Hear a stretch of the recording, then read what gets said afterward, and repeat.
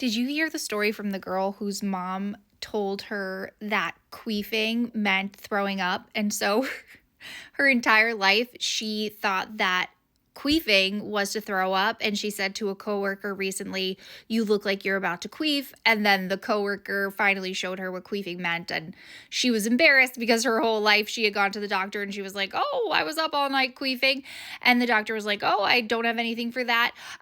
But that reminded me of a really funny story from when I was a kid. So, about like moms sort of bending the truth for their children. And as a mom myself now, I can totally see why my mom did this. But around my bat mitzvah, so I was about 13, my parents got me my first designer bag. It was an original Kate Spade, and she's magnificent. I still have her. I will bring her out if you guys want to see. She's gorgeous. Anyway, at the time, my sister was about 8. And so she also wanted a designer bag, but that's utterly ridiculous. And there was no way that my mom was going to buy an 8-year-old a designer handbag. So, to mitigate the circumstances, she got her a fake designer bag, but my sister didn't know that it was fake. And you have to understand that this is pre internet. So, we're talking almost 30 years ago. God, almost 30 years ago. So, she did not know what. Yes, almost 30 years ago. So she did not know that there was such a thing as like a fake bag. And people did not we didn't know about Canal Street. Like, I got introduced to it much later than that. So anyway, so I'm walking around with this beautiful Kate Spade bag. She's walking around with this Burberry bag, supposedly.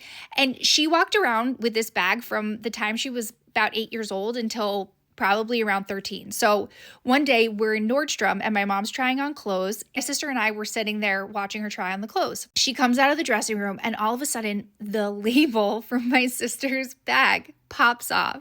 Okay. Obviously, if it's a designer bag, first of all, it probably doesn't have a label. It's probably embossed. And then second of all, the label probably does not pop off.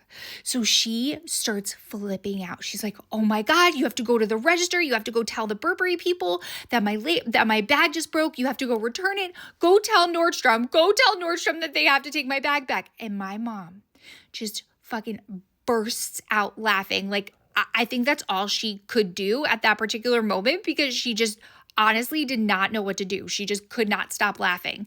And my sister is sitting there like hysterically crying. I mean, in retrospect, it was probably a very traumatic moment for my sister in talking about it. But my mom just could not stop laughing. Probably a mixture of like, "Oh my God, I just got caught," and like, "What am I going to say in this situation?" Obviously, she had to come clean to my sister that it was a fake Burberry bag. She had to buy her a real bag because she was like, "You have to buy me a real bag now. This is ridiculous. All this time you told me that this was a real bag and it was a fake bag." I don't think my sister has gotten over it, and she's 37 years old. It just reminded me of how, as a mom, you definitely have to bend the truth quite a bit. And this was just a time that stuck out in my mind as very oddly similar, definitely not the same, but oddly similar.